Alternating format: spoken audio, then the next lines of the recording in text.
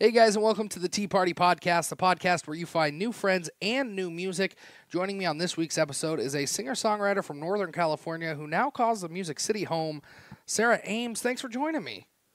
Thank you so much for having me, Ty. I'm happy to be here. Absolutely. And before we get too far into it, everybody remember to head over and hit that subscribe button so that you know when these new episodes come out. But Sarah, let's get started with you. And just before we get too deep into it, why don't you give us just like the quick Wikipedia version of the Sarah Ames story? Where'd you come from? How'd you get involved in music?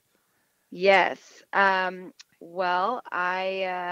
always been into music. I've always been into singing. I mean, when I was really, really little, I just loved the sound of my voice. So I would spend hours. My dad had like a little garage recording studio, and I would just plug the microphone in and just listen to myself sing. And then in elementary school and middle school, I just would spend hours just after school in my room singing. I mean, like blasting my family out. And then in high school, I got up the courage to start really doing something with it. And I was involved in musicals and plays, and then started taking voice lessons and singing around town. And I would also like call into radio singing competitions and try to win things from singing on the radio and stuff like that. And that was really fun. And then, there was a local songwriter in town, and I would go over and sing demos for her of her songs and things like that. It was super fun. And then I went to USC in Southern California for 2 years after high school, and I studied popular music performance there, and that was awesome. I learned so much, and because I'd never really looked at music as like a serious craft, it was just something that I enjoyed, and I knew I wanted to do. But and then from USC, I just said, you know what, I'm just gonna go do the damn thing myself, and I moved to Nashville. So been here ever since. Well, that's not a bad way to get to Nashville. But let's go back to the beginning here. You grew up in Northern California, right? Yes. Oh, yes. I didn't say that part. Yes, Well, I'm and from Northern California, a small town called Orinda. there's not a lot of country music that comes out of really the West Coast, but especially kind of in that area, right? Yeah. Well, yeah, but you know what's surprising is Cam, the country singer Cam, Mm-hmm. she's from the town right next to Orinda called Lafayette, and so that was really cool to learn that about her. But yes, to answer your question, no, not a lot of country music comes out of there at all. We're probably 35 minutes from San Francisco, but Orinda is a small town, and we have cows, and we have rolling hills and what you would imagine a countryside looking like. But the city is definitely close. Well, and I think, and maybe it's just me that's noticed this, but like when people think of country music, they think of that, the South, the Midwest. But here on the West Coast, we still have that same kind of blue collar farming community, small town life that country music's about. Oh yeah. I mean, totally. I played a show in Brownsville, Oregon last summer, and I was like, this is borderline countryer than the South. You do not have to be from the South to have a country farming lifestyle at all. At all. Well, and so coming from somewhere like that, being so close to a big city, but also, in your own little world out there in the country, did that kind of shape your sound a little bit? Definitely. I grew up listening to country music, but I also had a huge amount of rock music in my life. So Tom Petty, Steve Miller Band, the Eagles, and then the pop rock women on the radio at the time is like Sheryl Crow and Alanis Morissette and Tracy Chapman. So that was really a lot of California music. I mean, that was played by my parents as well as the country music. So that I think is where the rock came from for sure. It was kind of that West Coast West Coast thing for sure. Well, and the Bay Area is not a terrible place for music in general. It's No, kind of like Seattle, where there's always something going on there.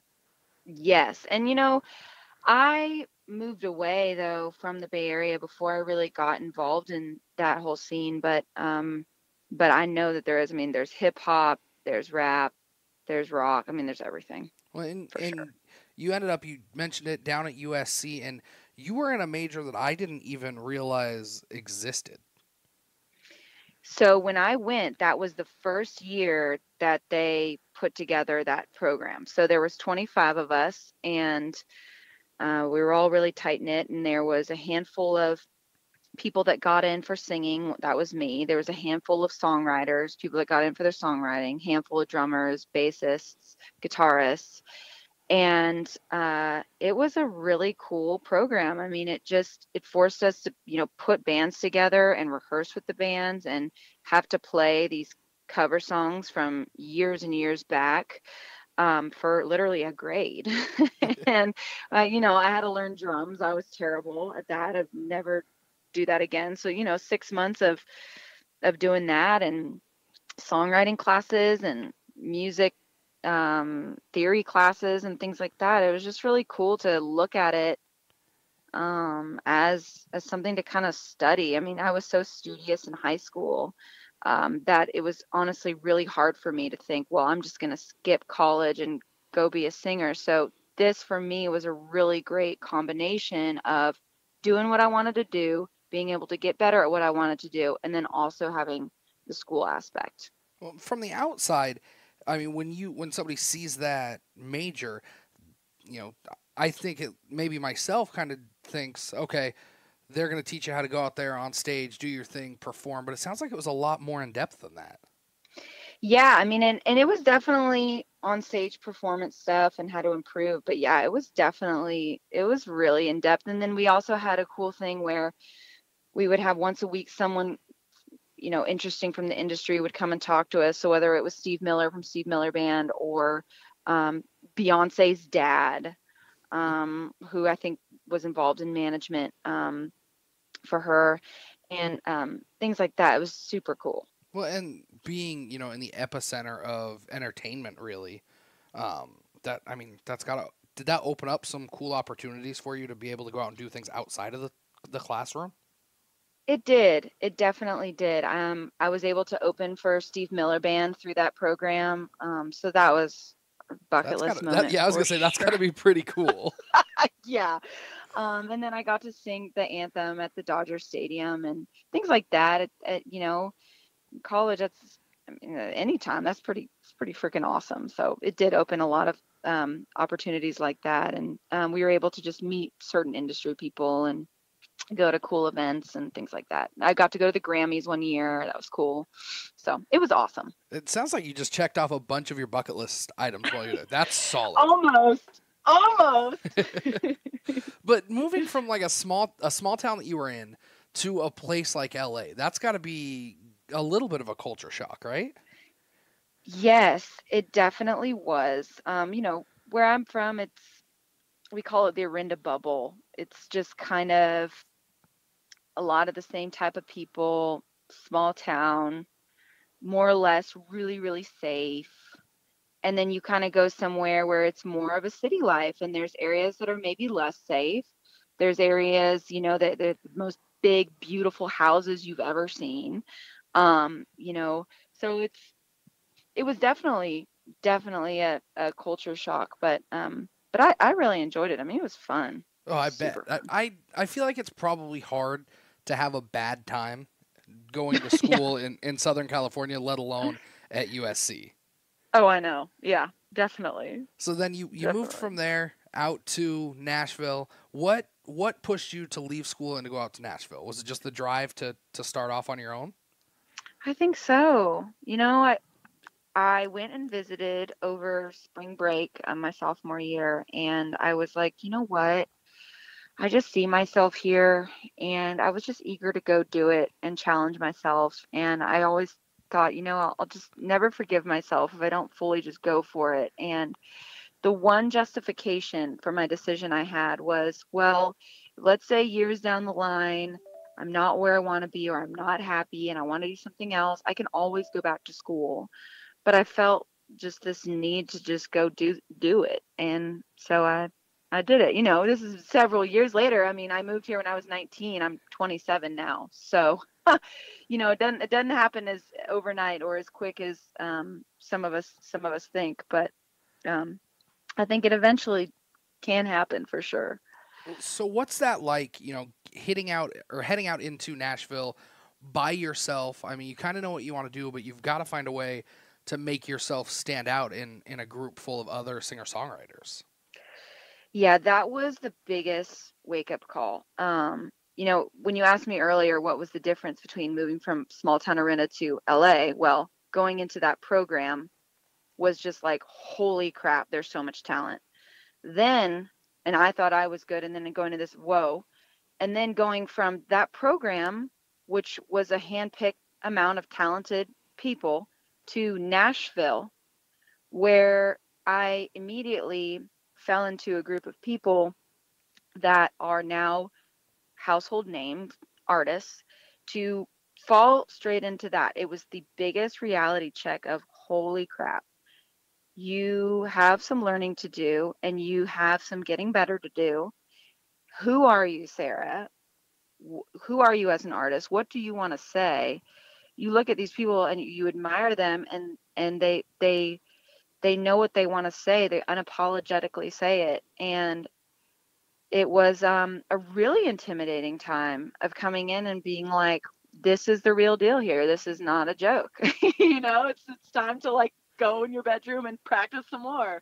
Um, so it's awesome, but it's only made me better for sure. Well, and both LA and Nashville have literally millions of talented people there that are all trying to do kind of the same thing that you are, and that is make a living by creating an art form. When you started going out there and trying to play shows at coffee shops and bars and stuff, was it harder to Hmm. get on stage in LA or in Nashville? Nashville, Really? definitely. Hmm. Definitely.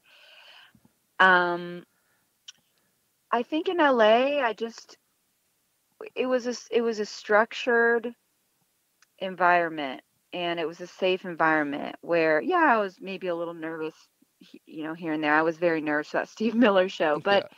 it was all my college peers and instructors. And when we would go out and play some bars in LA, it just seemed less, it just seemed to have less pressure for me.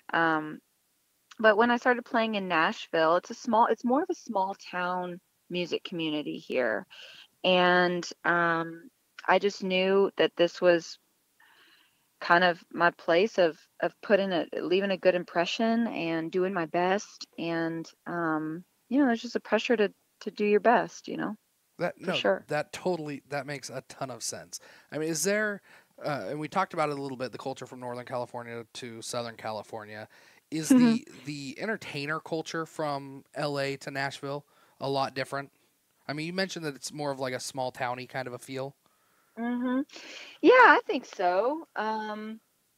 In some ways, if you compare you know, a pop music performer that has like, I don't know, it's like comparing, a pop music LA artist like looking like Lady Gaga playing versus, you know, someone on their guitar, singing country music in Nashville. I mean, that's for sure different. But there was still just the same kind of shows in LA we would do that you would see in Nashville, just simple band, singing your songs. Yeah. I mean, there's some differences, but then there's definitely some similarities. Which I think even from the outside, people can kind of see that and appreciate it. Is there anything that you miss about living on the West Coast versus living in Nashville? Oh yeah. I mean, when I go back and visit, I'm like, whew. I mean, obviously the humidity in the summer is big. For me, I miss hot, dry summers. Like I Hmm. don't mind the heat, but I miss sounds so silly. I miss yellow grass and oak trees. Like I really miss that part of where I lived. I appreciate the green summers here in Tennessee, but I really miss that. And I miss the fresh food. I mean, I've finally been like, okay, I'm just gonna go to Whole Foods for my produce here because it's just so good. But I miss good California produce and fresh food options. And I'm such a earth person. I really miss how much the West Coast prioritizes, recycling and being sustainable. So I miss that also. Well, and that was going to be my next question. Just as a person that comes from California that lived on the West Coast, I mean, the Midwest culturally, outside of the music and the entertaining and all of that, Hmm. like just as a person, that's got to be a little bit of a struggle, right? Just kind of adapting with all the different changes out there, like that, like the Hmm. recycling or the lack Totally. of being able to just go to Totally. a farmer's market any night of the year. Yeah, totally. I mean, the people here in Nashville, though, I remember moving here and being like, these people here are a lot more outgoing and kind. Just that's the vibe that I got initially for upon moving here, and I did like that about Nashville and the South for sure. Well, so let's shift gears here. Let's talk about your music now and your Hmm. writing style and that stuff. Hmm. First off, you call it California country. What does that mean? Yeah. Well, kind of like I said earlier, I had being from California, it wasn't just country music for me. I mean, it was definitely a lot of rock music involved, and Doobie Brothers, California country rock bands was a big part of my upbringing and my sound. And so when I call it California country, it brings in those rock elements as well to country music. So it's a combination. Okay, and what I've noticed about your songs is they're super catchy. Like I'll listen to them one time and they'll get stuck in my head all day. Do you do that? Do you write to make them catchy, or do they just happen to be catchy after you write them? No, I think that's some pretty damn good luck. They do. They stick in my head all day long. Good. Well, Good. I can't wait for you to hear the rest.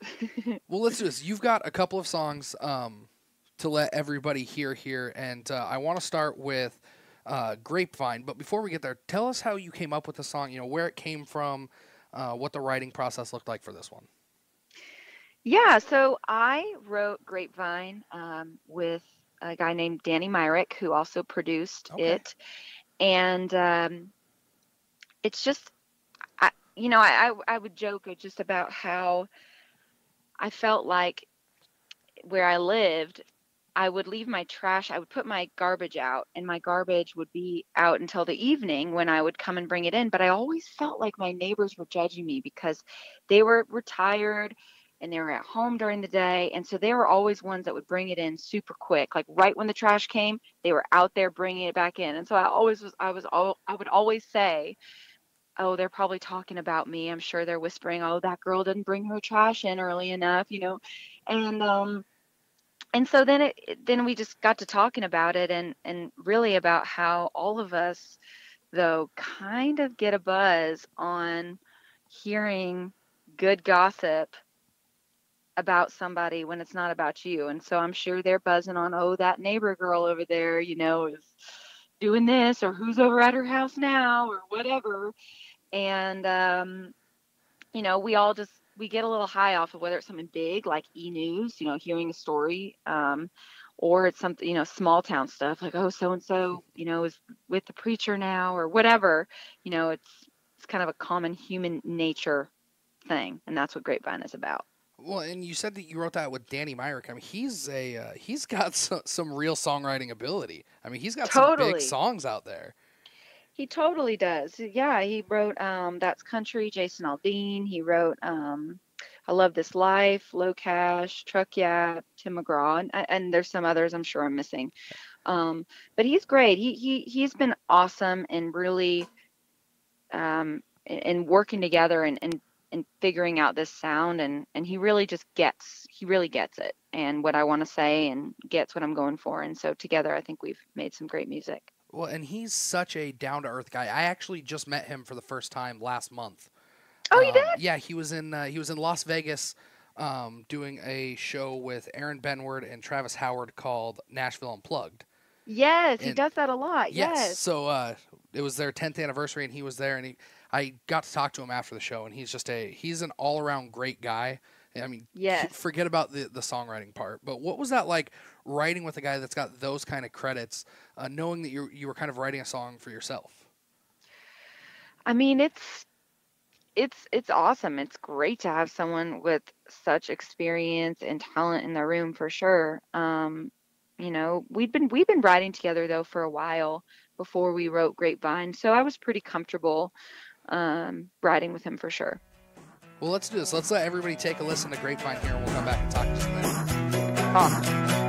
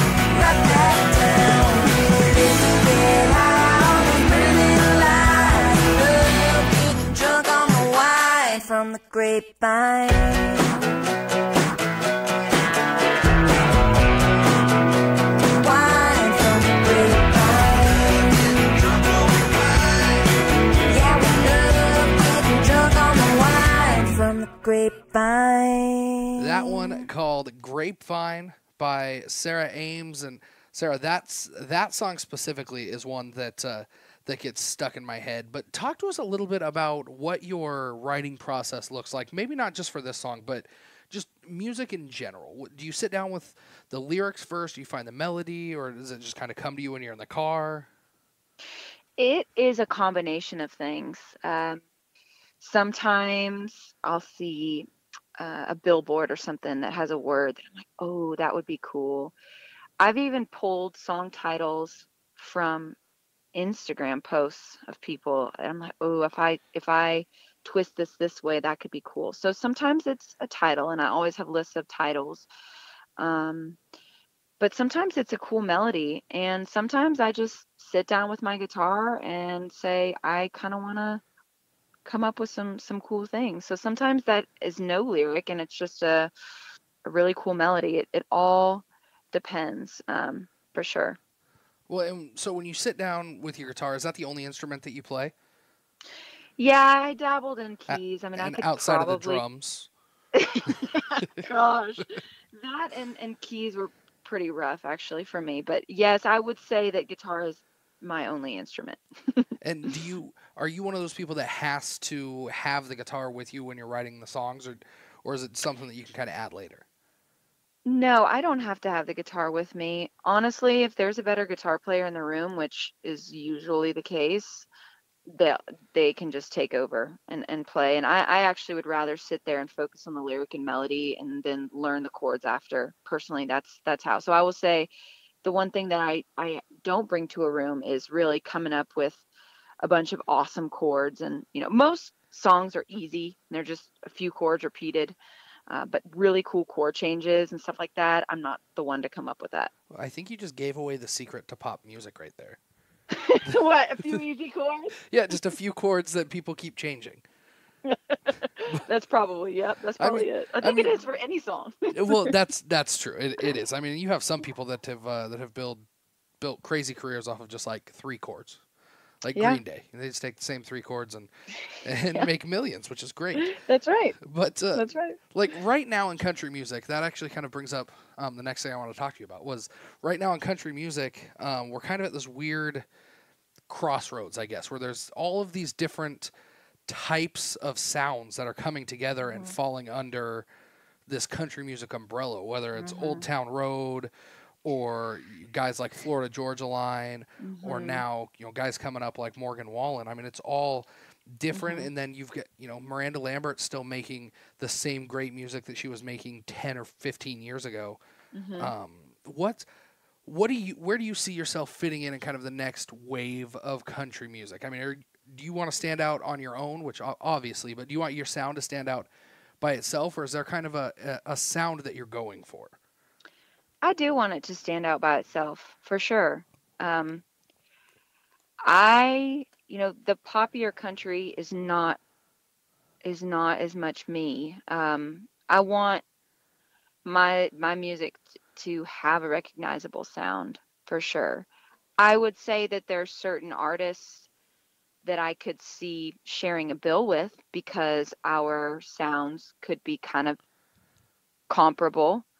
Um, Artists like Dierks Bentley, Miranda Lambert, Eric Church, I see us in a similar sonic category Hmm. for sure. Um, but I do, I would never want to copy anyone's sound or anything like that. So I'm not really chasing a certain sound, but I do hope that my sound kind of stands on its own for sure. Well, and like I said, I feel like it does. Just the few songs that I've heard that have been fully produced, they really do kind of have their own unique sound. And is that something with as much as you're in Nashville and around the country music scene down there? Is that kind of the feeling of everybody down there, just as an industry, maybe not individuals, but just like what is next for country music? Like people wondering if people are questioning it and looking for it. Yeah, just like what's because we had if you say '90s country, people know exactly what that sounds like. Mhm. Or if you say, and I hate this term, but if you say Mhm. bro country, people know exactly Mhm. what that sounds like. Yep. I mean, is there Mhm. is there that kind of rumbling in Nashville of okay, what's the next wave of country music going to sound like? Man, probably. I'm sure every, label exec here is looking for the next thing, whether it sounds different or kind of like what's on right now. I think they're just looking for the next thing. And I do think they are looking for fresh sounds. I do think that fresh sounding music is more of a risk for them, and I think it takes longer to catch on. Um, I think there's just always the question of what's next for Nashville, and it'll be interesting 5 years from now to stand back and look at these last few years and be able to say this was a time of this certain kind of country music. I know we can stand back from 5 years ago and say that was a time of a lot of bro Hmm. country music. Hmm. We can say that. It'll be interesting what the definition of this time will be. I'm not sure yet. Well, and really, when you just turn on the radio now, I mean, it's so different just between songs. You've got people like Lauren Elena that are out there, and they've got this almost '90s ish country. Mhm. And Luke Combs has just absolutely blown up here recently. Yeah. Mhm. But then you've got guys like Cole Swindell's still putting out some good music. Brett Young, Mhm. who are Mhm. completely different than what we've heard, Mhm. and it just Mhm. seems to me that the country music's trying to find itself at the moment. I know it's interesting, and I think some would say. oh, well, this is a good thing. It's diversified. Um, but then when you looked at country music back in the 90s, it did seem like it was kind of more down one stream. However, at the time Shania was making music and looking away that in a way that people were like, "Whoa, she's showing her stomach. Whoa, this sounds a little different." So, I don't know. I always feel like there's people doing different things, but I do agree. I agree that there's a lot of different things going on right now, for sure. Well, and you just put out a new track here not that long ago called Good at Goodbye. Talk to us about that, the writing, kind of where it came from, that sort of thing. Yeah, so I wrote Good at Goodbye with Danny Myrick again and Jimmy Robbins, and Danny Myrick produced it. And it's just a super fun, tell it like it is anthem of just kind of getting out of a relationship and being like, wait, this really isn't that bad. Like I'm totally fine. I'm totally enjoying myself and I'm doing things better now than I was before. Danny Myrick came in with that title, Good at Goodbye, and we did our spin on it. Well, and I think it turned out great. So let's let everybody listen to this one, and then maybe we'll talk about what you have coming up. Cool, thanks.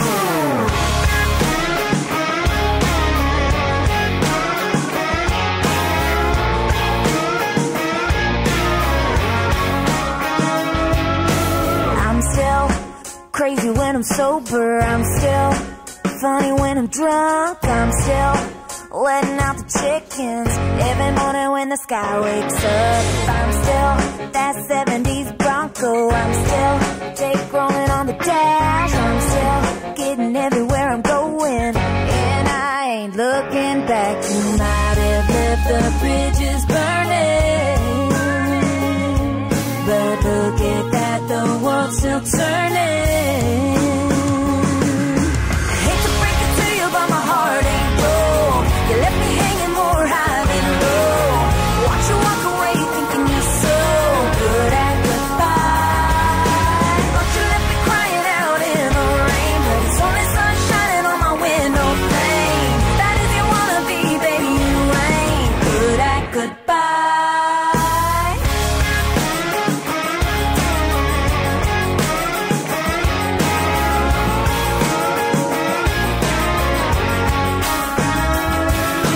You're still blowing that same smoke. You're still insecure as shit, trying to get under my covers, and I'm still over it. It rolled right off your lips like whiskey, but your hangover never hit me.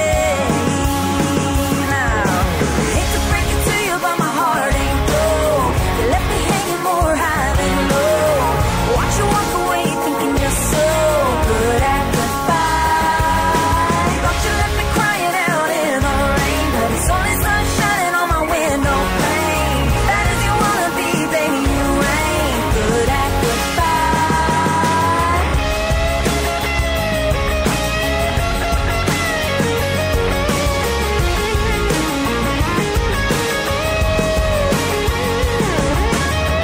You thought it dragged me down to give you up, give you up.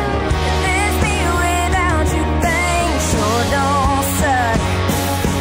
Hate to break it to you, but my heart ain't broke. You left me hanging more high than low. Watch you walk away thinking you're so good at goodbye. Thought you left me crying out in the rain, but it's only sun shining on my window pane.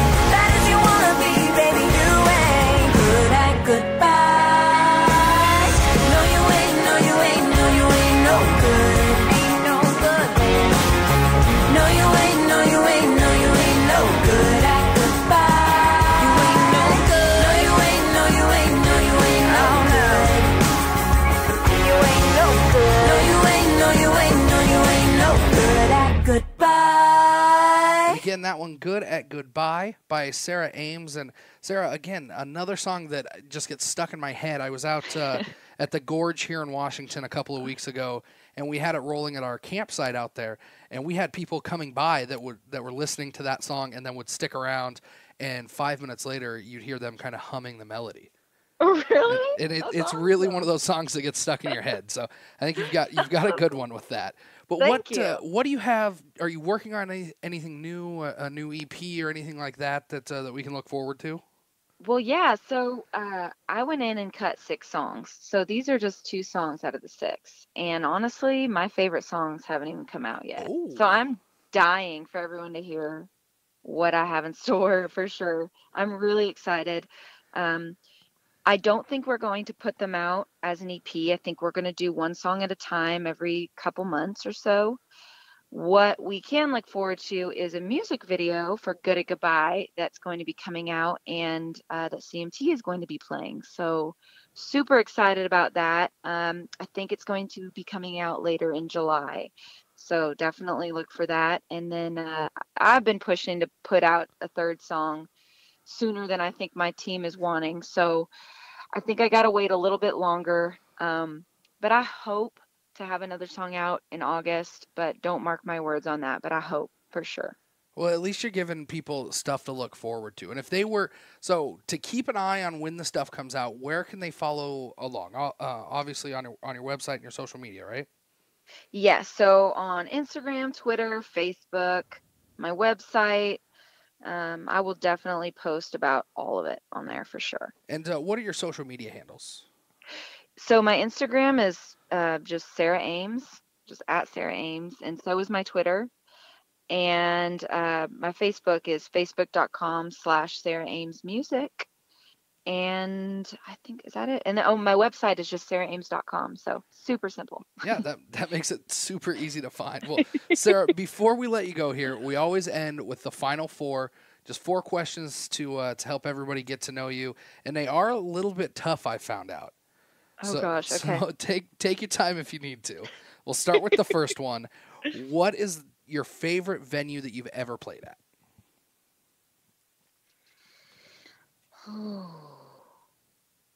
My favorite venue. Hmm. See, I told you these ones aren't easy. Man, well, I know I can tell you what I know what will be my favorite venue I will have ever played at. Oh, you gotta hold on to that one for us, because that's coming Oh. up. Okay. Well, I would probably say the Bluebird Cafe in Nashville. That's pretty cool. Okay, the classic, iconic. I like it. Yeah, easy. It's good. Okay, how about this? What's the best show that you've ever been to that you weren't on the bill? Man, I went to a John Mayer show and I was super impressed. It was just so good. That's John Mayer. I can imagine that. That's It was so he's on my bucket list, and I just haven't had a chance to see him yet.